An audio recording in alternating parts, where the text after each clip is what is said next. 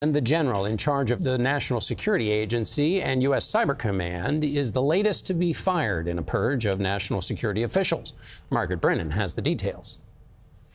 President Trump's firing of the top two leaders of the powerful National Security Agency, Cyber Command General Timothy Hawk and Deputy Wendy Noble, and the dismissal of at least 6 White House National Security Council aides followed an extraordinary Oval Office meeting Wednesday between President Trump and far-right activist Laura Loomer.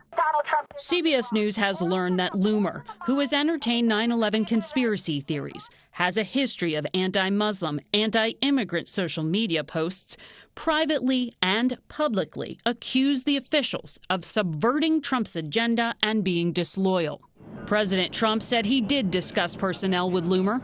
Laura Loomer is a very good patriot, and she makes recommendations of things and people. And sometimes I listen to those recommendations like I do with everybody. I listen to everybody. Chris Krebs, a CBS News consultant, was a top cybersecurity official during the first Trump administration.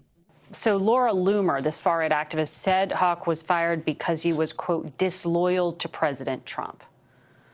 What do you make of that? So he's exactly the kind of leader I think we need in that role. It is surprising, and I think it is a bit of a setback for us as we see China, as we see Russia and Iran getting more and more aggressive in cyberspace to move out one of our most accomplished, distinguished cyber warriors.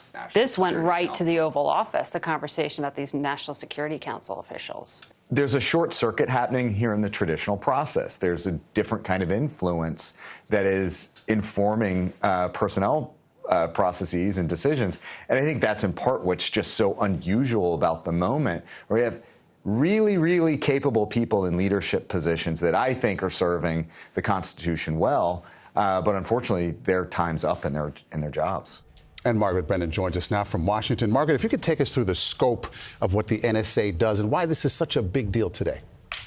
Well, Maurice, the NSA is arguably the most powerful intelligence collection agency this country has because they vacuum up information through signals intelligence intercepts, through cyber collection, through wiretaps. And they do that overseas. They then work hand in glove with the military's cyber command. Now, General Hawk is a 4-star general. He was unanimously confirmed by Congress to that job.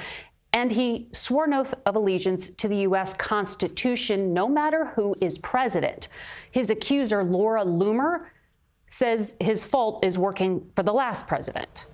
Margaret, and you're hearing there might be more changes in store, perhaps, for this important agency? Yes, John, we are. Actually, CBS has learned that President Trump is considering splitting off the NSA from the military. Other presidents have also considered this and then ruled it out. Doing so, splitting it off, would allow for President Trump to put a political ally at the helm. General Hawk opposed it.